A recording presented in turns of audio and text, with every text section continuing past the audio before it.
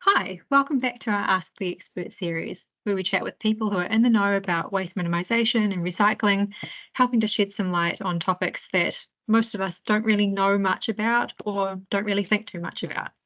We're joined today by Peter Thorne, who's been involved in the waste minimisation space for over 30 years now, including some work in product stewardship schemes. If you're interested, check out our previous video with Peter. So hi, Peter, thank you for joining us today. Hi, Tara. It's a pleasure to be here.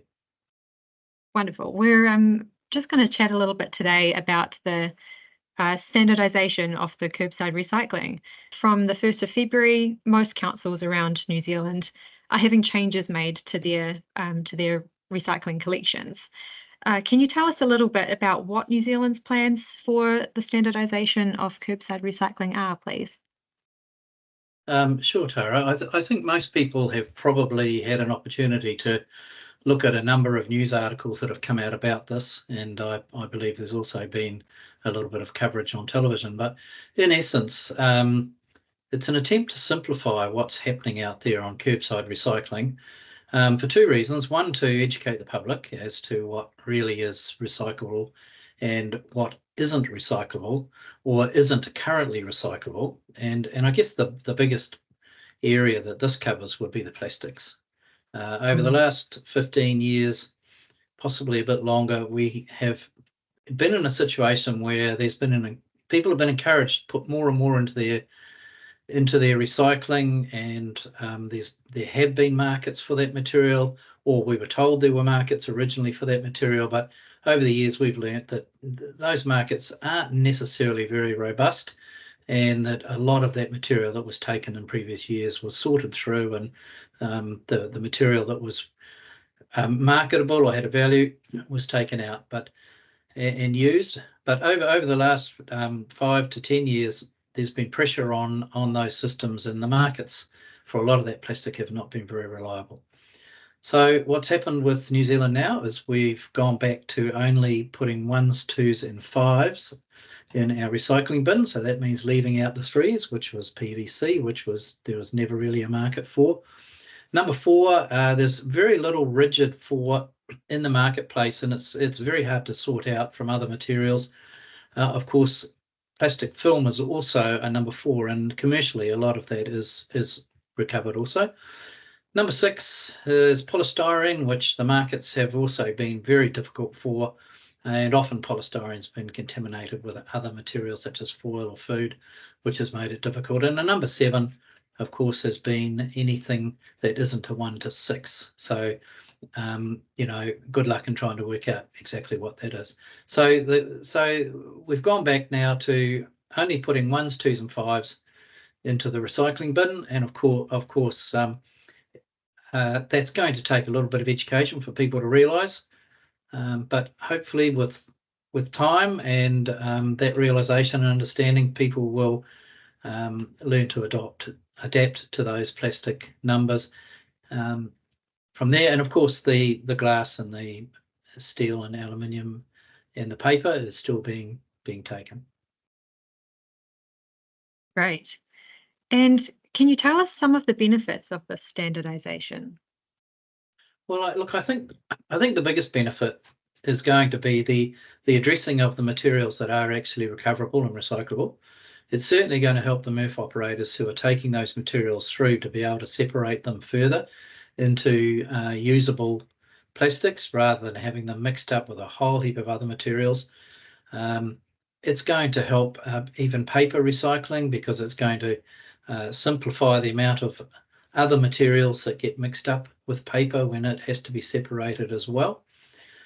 So yeah, look, I think the benefits are that we're going to have a reset, and going forward we will then be able to look at what we need to do to recover some of those plastics that are now going to go to landfill. But of course, the main thing is those plastics are not forgotten. They are actually going to be looked at through the Plastics Product Stewardship Scheme, which is being put together right now by a group from the plastics industry and the packaging industry.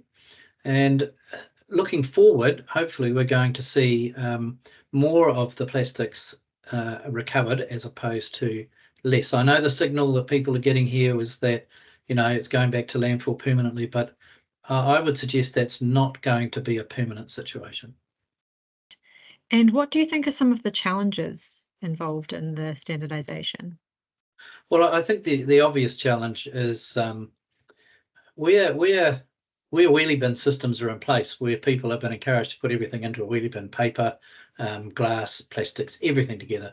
People have really got to a point where now they put anything that looks like a plastic or recyclable material in there, and you hear the stories about what contamination is coming into councils and the millions of dollars that are being spent actually getting rid of those materials. So the challenge is going to be educating people, particularly people who are using a wheelie bin system, because let's face it, if you're in a situation where you're paying for your rubbish bin next door and that bin's sitting there with lots of room in it, there are going to be people out there who, use that recycling bin inappropriately. So the big challenge for councils in a curbside situation where the wheelie bins are used will be to get through to people that education to improve the quality of the product. And of course, if the contamination isn't coming in, then there's a lot more material that actually ends up being recovered and being reused.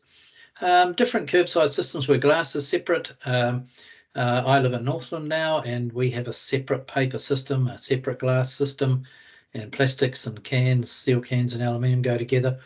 Those schemes there are going to be able to look quite carefully at what's in the crate that goes out. So the people who are sorting those every day are going to be able to leave material behind. It's not going to be as easy for people with wheelie bins to do that. But as I said, that's the big challenge, is getting that education through. What else do you think is likely to be changing soon in our recycling? Well, Tara, I think product stewardship is the key. It's the key thing going forward. This idea that when people buy a product, they pay for its full life cycle, which is its recovery, as well as just the price to buy that item. I think that manufacturers and packagers are going to be looking very carefully now at some of those products that are not able to go in the curbside bin. They may be looking at changing the plastic types to see if they could get them into the curbside program. Otherwise, they will be looking at product stewardship schemes for their products separate to that. So I think that's quite a good driver to see that change. But in essence, I think the product stewardship in the long run is where we're going to see some changes. Well, thank you so much for your time, Pete. Thank you for sharing your thoughts and your experiences with us. And yeah, we'll catch up soon. No problem at all, Tara. Thanks very much.